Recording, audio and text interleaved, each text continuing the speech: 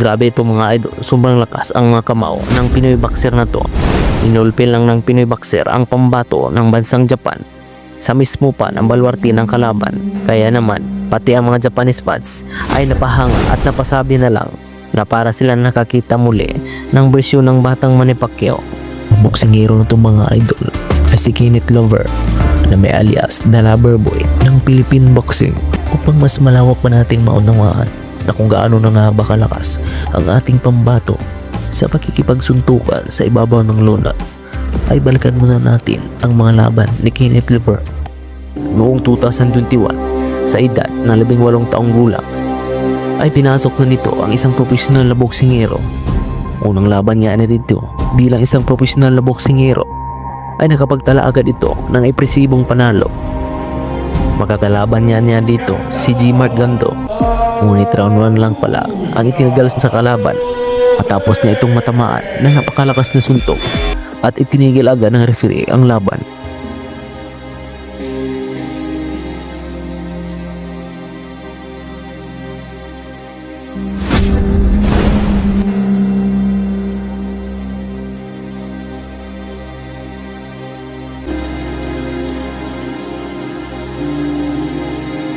Matapos lamang ang 5 buwan ay muli na namang lumaban si Kenneth Glover kontra po sa alias Magic na si Jover Amistoso, pero hanggang round 4 lang pala ang tinagal ng kalaban matapos niya itong matamaan at babagsakin sa laban.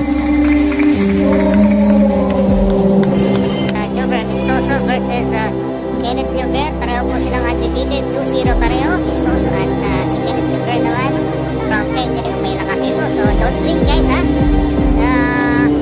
4 rounds, pero desikat niya.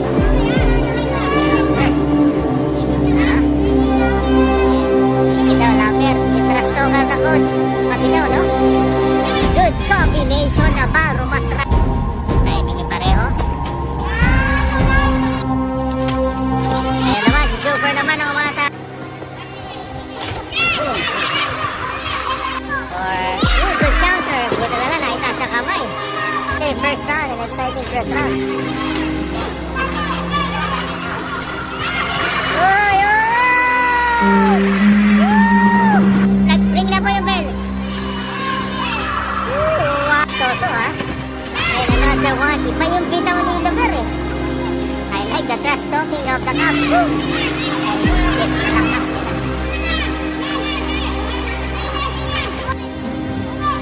Boom! Ay, natamaan. Solid right. Solid another one. And Jover fighting fire with fire. And sa naman yun. Right. Okay, you gotta remember. You gotta watch this until the very end. Ito yan ha. Dito may babang sa kanina. Uy, tignan naman. Oh! There you go, third round. Jover Amistoso.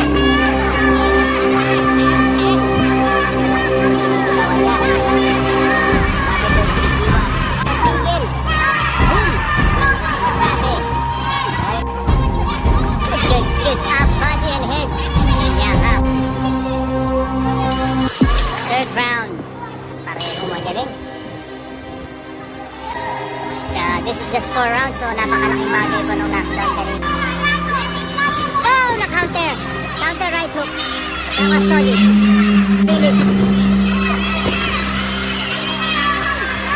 Kenneth.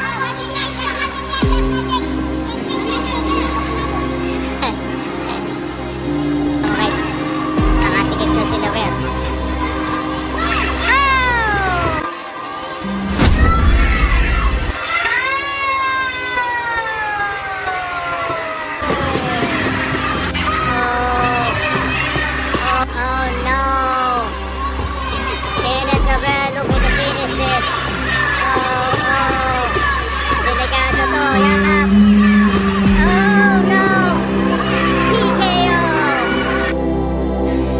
Matapos ang mga sunod-sunod na panalo ng ating bida, ay unti-unti na nga itong itinapat sa malalakas na boksingero upang masubok pa nga dito ang kakayahan ng ating bida. Ngayon mga idol ay balikan natin ang isa sa pinakamagandang laban ni Kenneth Glover. Makakalaban niya dito ang undefeated na tinaguriang Dynamite na si James Pagaling na may malinis na kartada na 8 panalo, 5 panalo sa pamamagitan ng KO at walang talo, habang si Kenneth Glover ay may malinis din na kartada na 9 na panalo, 6 na panalo sa pamamagitan ng KO at wala din itong talo. Sa round 1 pa lang ay makikita natin ang bilis ni Kenneth Glover at napakagandang footwork pa nito sa laban. Malaban ni Pacquiao ang galawan. Big Bo turned pro back in 2019.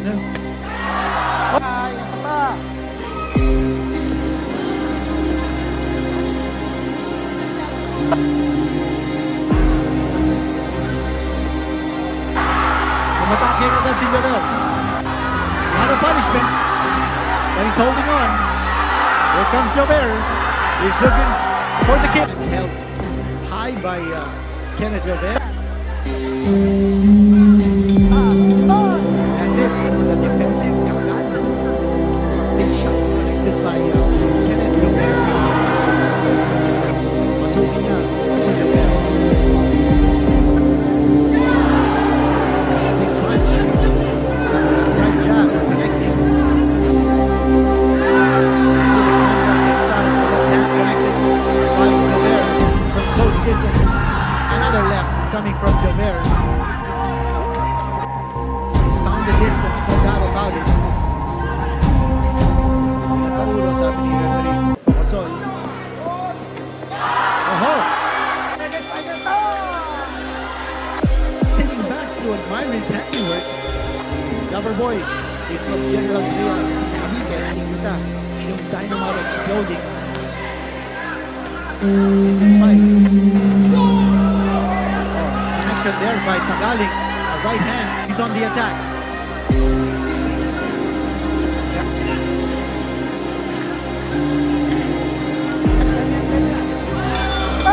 That's the end. Oh, yan tawag sa kanya. Hit to the face of Gobert. Previous round. He's fighting a little more cautiously in this round. He can't afford to rest to shoot that right hand. That's the right jab. It's a champion. Right! It's a right jab. Ali. Ito yung sinasabi ko. Left hand coming from. Again, Jordan Moore. Oh!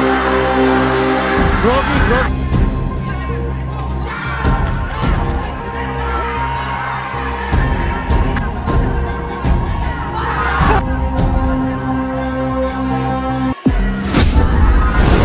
What a shot! Left hand, and Pagaling is down, and he's gone. One punch, Pagaling is out cold. Of Pagaling, he's still down on the canvas. There's Noong Desembre 12, taong kasalukuyan, ay itinapat na nga ang ating bida sa pambato ng bansang Japan na si Tulio de Canaraudo. Pero round 1 lang ay tinapos agad ng ating kababayan, ang Japanese boxer. got his attention. Good opening sequence combinations para rin hindi makaset up yung kalaban niya from Japan.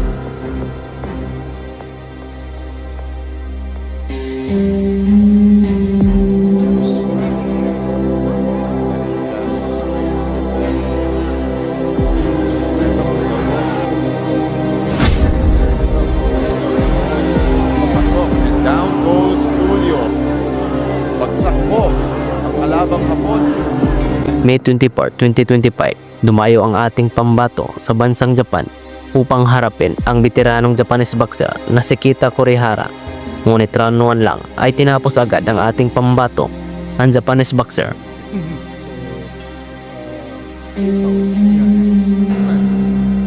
Alert starting strong. Bad intentions from over there.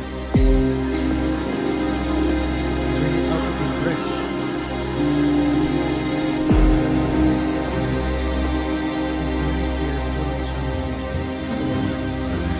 His footwork is in and out, yung labas-pasok niya. And he's really throwing his punches with intention. Yes, that's a good left. Gonna be Think